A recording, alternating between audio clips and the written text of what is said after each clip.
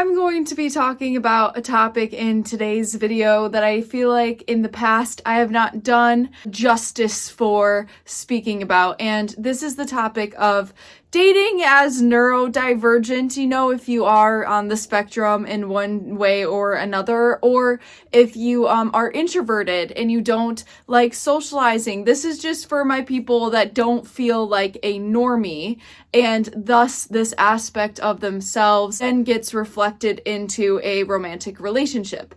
And the topic I'm going to be stemming from that is the fact that for those of you that grew up in childhoods where you didn't get all of your emotional needs met and this type of thing, you grow up to be very, very hyper vigilant.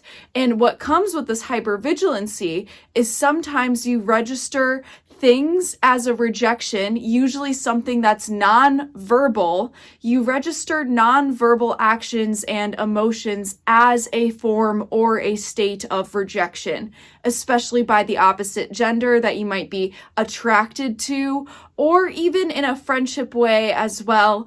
And it's really difficult because there are times where, sometimes somebody's nonverbal action actually stings you, hurts you, makes you feel left out, and then you might even gaslight yourself like, this was such a subtle thing. Like, there's no way I can even pinpoint a specific word or action that was taken that made me feel this rejection, but whatever this person did on the low-key, nonchalantly, it still stung. So there's that aspect of it. And because you're hypervigilant, you're more sensitive to that, and it will hit you and you will feel it. There is no faking it around somebody who is neurodivergent and hypervigilant, okay? There is just not.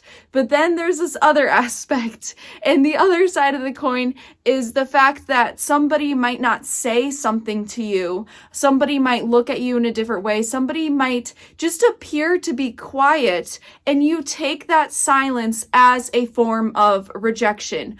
Or sometimes with women in the opposite gender, an eye contact or some form of expectation that you were hoping to be made in the exchange was not an exchange, and you actually just start getting in your head like, this person must be rejecting me, even though they are not. They are not rejecting you, but a lot of us fill in the silence. We fill in the blanks, especially when we're around the opposite gender and we've never felt safe around them.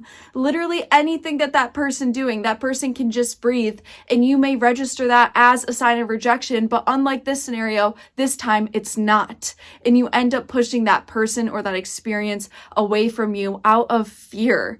This is a direct impact of being sensitive, nonverbal, somebody who picks up on the subtle cues, like the subtle shifts in energy, eye contact. This is all related to that, and it's just a big giant storm in it, and it stinks. A lot of times on this channel, we spend a lot of time talking about not getting your intimacy needs met, not having affection, not being in a relationship, being alone and single your whole life, being isolated, exiled, and this type of thing. However, we don't talk about what actually happens in your next phase of healing. Once you leave the isolation prison cell and you go out there to date, you may be thinking, oh, Amanda, it must get easier from there. But the reality is that it doesn't. It doesn't at all. I mean, it's not the same sets of challenges that you have when you are alone, but you're gonna have to face this part of you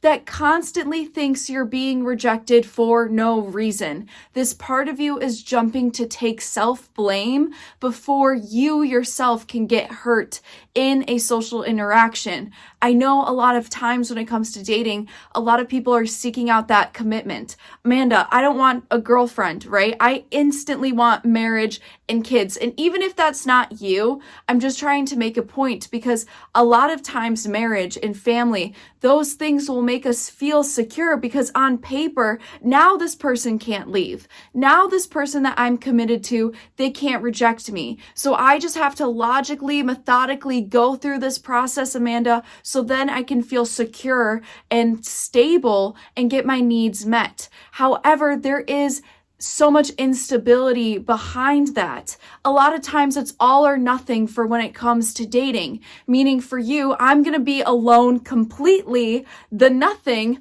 or if I am going to date, it better be the one, because I cannot hold space for another rejection, especially if I like this person now, especially if we're connected now.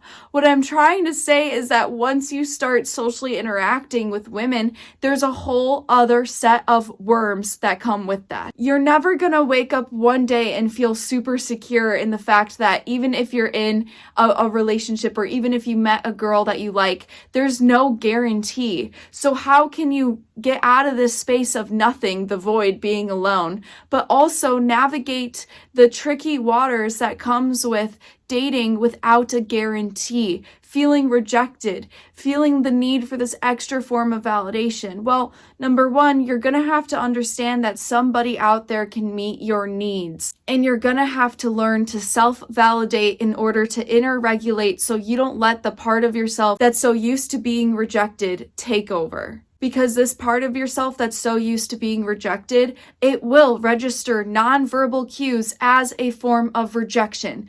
That's basically the title of this video, registering nonverbal cues as a form of rejection. So anyways, there's a lot more to be said on this topic. I just wanted to present this as like, watch out, because this is a thing that definitely happens.